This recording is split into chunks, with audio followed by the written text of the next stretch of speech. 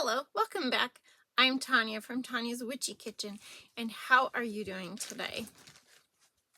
How do you like my thumbnail? The thumbnail is the little picture, like the horse. That's my son's horse, Bam. Yeah, he's so pretty. But anyway, back to our topic of hair. And like searching the internet, is it really genetics? Is it the mother who passes on the hair gene, or and it's you can find, like, whichever side you stand on, you can find enough evidence to support that side. Like, there's nothing conclusive in these articles. I mean, they're conclusive. I haven't read them all through, but it's like, no, there's no such thing, or yeah, yes there is, weird stuff like that, but genetics is a weird thing. I had in daycare, I had this family who, she was kind of a lighter honey blonde and he was dark hair, and they had two red-headed girls, just the cutest little things. However, the red hair did run in one of their families, like way back, so you just don't know. However, I'm going to put my family into perspective here. On my dad's side, his mom had white hair by the time she was 22. Like, it wasn't even gray. It was that beautiful white color, okay? And my grandpa, by the time he was 22 or 25, he was a few years older than her. So, he was bald. Solid bald, okay? My mom's side, I remember my grandma as having really thick, dark hair, okay? And my grandpa has very thick hair. He still has thick hair, and has gotten gray finally when he was in his 90s, like more gray. He had the strands, like I tend to get. But it was only when he stopped going to the chicken coop and really slowed down that he started getting more gray hair in his 90s. Yes. So, okay, to perspective, they have 5 children, 1 girl and 4 boys. Okay, none of my brothers is even remotely close to being bald. Not one of them. They all have thick hair. Thick hair. And then there's me. I obviously am not bald, and not a lot of gray at all. I just have the strands. Sometimes you can see them in my bangs, and sometimes, whatever. Okay. I don't have really thick hair though, but genetic wise, I will take this with less gray because they are all 40 and up, and they all have a little gray. I can't say for sure about my youngest brother, but I just don't know. Yeah, so genetics, I think it's a thing. I really think it's a thing. I do. You have to think genetics are a thing with hair. Not that it is the stopping factor or you can't do something else about it. But if you're bald and it's a genetic thing, but why is it a genetic thing? Where'd you come from?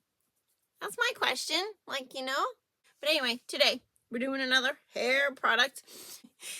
So we're doing two conditioners. The one is heavier, more of a in the shower product. The second is a leave-on product, leave-on conditioner, which is what I'm wearing today. Sorry. Okay, but anyway, let's get to this. 3 things. Dream big, be true to you. You are worth it. And let's go check out hair video number 3. Okay, so first we're going to start with the marshmallow hair conditioner and detangler. Now, I'm going to link both of these recipes below because they are both from Wholesale Supplies Plus. I did tweak them, you know me. I tweaked them. So, I'll leave you my tweaks during the video. So, onto my baby scale that I broke. Isn't that great? I am adding my powders. I am adding marshmallow root. I am adding B5 panthenol, and I am adding silk amino acids. Okay, that is what is going into the little baby measuring cup. And then, there's my silk. Make sure you get hydrolyzed silk, because otherwise it doesn't dissolve. Isn't that interesting? That's a tip I learned in researching silk. And make sure it's, cruelty free and all that stuff. The whole process kind of weirds me out, but especially when I go in the fridge and I see, what the heck are those called? Wax worms that they use for fishing. Ugh, those are so gross. Okay. Anyway, I get my powders all into that little beaker. I don't know why it is taking me so long, but I guess it did. And then the next thing we are going to do is measure off our some extracts. So I actually put a honey quat. It is a processed honey. It's supposed to be easier to put in cosmetics. Yeah, it's just because I had it. My next one, if I actually do this, I am just going to add regular honey like I do with my oat and honey lotion. And then my other extract is actually the hyaluronic acid that's already made up.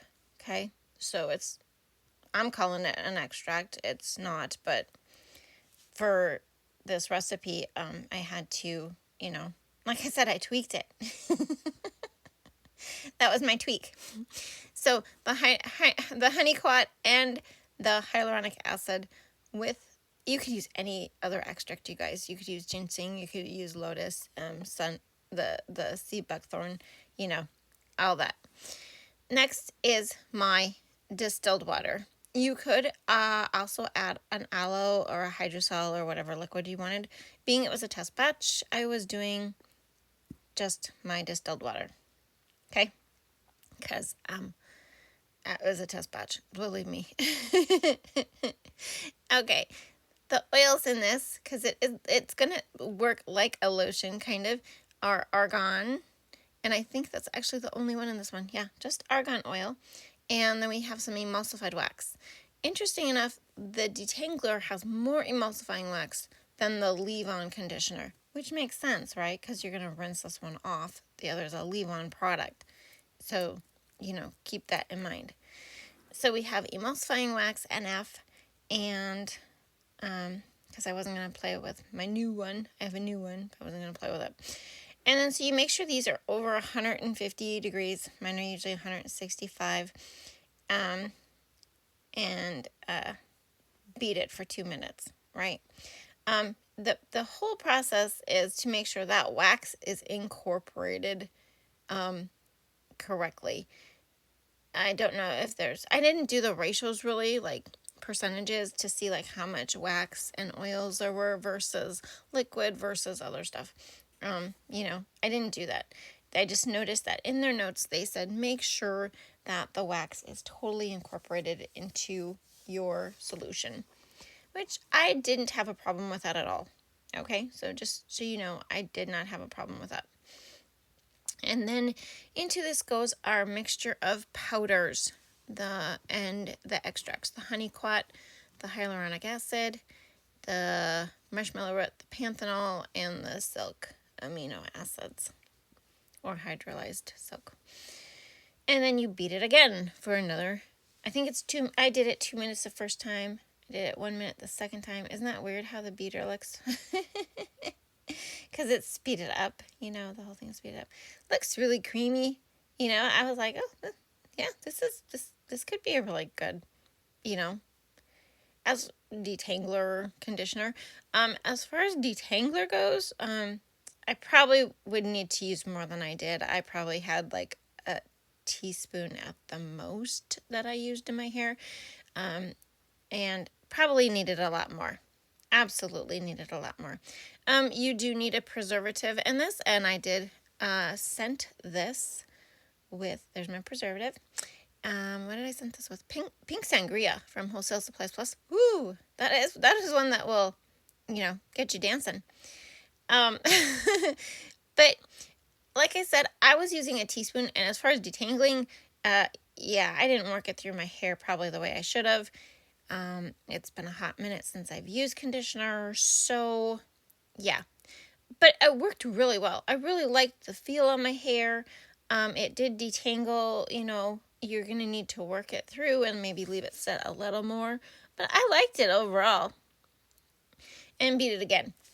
I think it's like 5 minutes, 3 to 5 minutes worth of beating. But I did definitely 5 because I did 2 and then 1 just to make sure everything was, hellaciously incorporated. But look at that. Isn't that beautiful? It is really, and it's really nice on the hair. I have to say I was impressed with myself. Oh, okay, and this is the leave-on conditioner. Now, a big difference between the two is the leave-on, obviously, you leave it on, but it's going to be thinner. It's going to be a lot thinner than the detangler and conditioner. I did put silk amino acids in this because it's a leave-on. I might actually take it out of the detangler portion. I don't know. It wasn't too bad. You're supposed to leave it on and let it set. So, your hair absorbs all those extra things, but it is a rinse off. You could leave it on overnight or for like a leave on during the day, like where, like a hot oil treatment type thing, but it's still a rinse off product, the first one. So this has, I'm getting behind myself. Oh, these are the powders. So this is the silk amino acids. This is the panthenol. Again, we did not use marshmallow root in this, but I am adding, glycerin. My aloe infused glycerin. And what is the other extract? I think it's, sea buckthorn extract. I'm sorry. My camera moved because it's this one little thing gets weak and then it shifts and I don't notice it. So I'm sorry. Okay. But anyway, then maybe I add the extracts later. I didn't see them. I thought I put the sea buckthorn in there. It's a clear one. But the oils for this is shea oil, shea butter, and jojoba oil. There we go. And just a very small amount of emulsifying wax, NF. There are different types of waxes. There is conditioning emulsifying wax. There's soft and silky emulsifying wax. I just don't like the ingredients in them.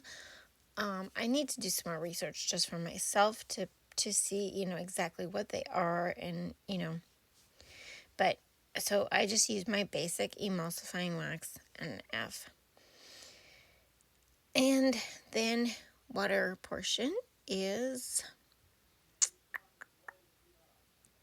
just distilled water, and I'm trying to find my notes. My gosh, where is this at? Yeah, you could substitute an aloe or a hydrosol, but it's just the liquid. And it's the same as the other one. You beat it for 2 minutes because you want it to emulsify. This is not that much of an emulsifier as the other one. This is going to be a thin emulsification. Is that a word? I don't think that's a word. But it's going to be a thinner product because it's supposed to be spray on. Okay? It's supposed to put it in a spray bottle and spray it on. Here is my preservative. And then, you have to have the preservative because you have the water and all those things. And then I am adding, did I add the extract at this point? Drum roll, please. No, I forgot about this. That's a biotin capsule. It contains 1 daily serving of, I'm going to go double check this, of biotin and coconut. So, yeah, it's a supplement. It is a total supplement. But I was like, you know what? For this product, and then there's vitamin E in there also. I was just like, I'm going to use the capsules because that's all the biotin I had.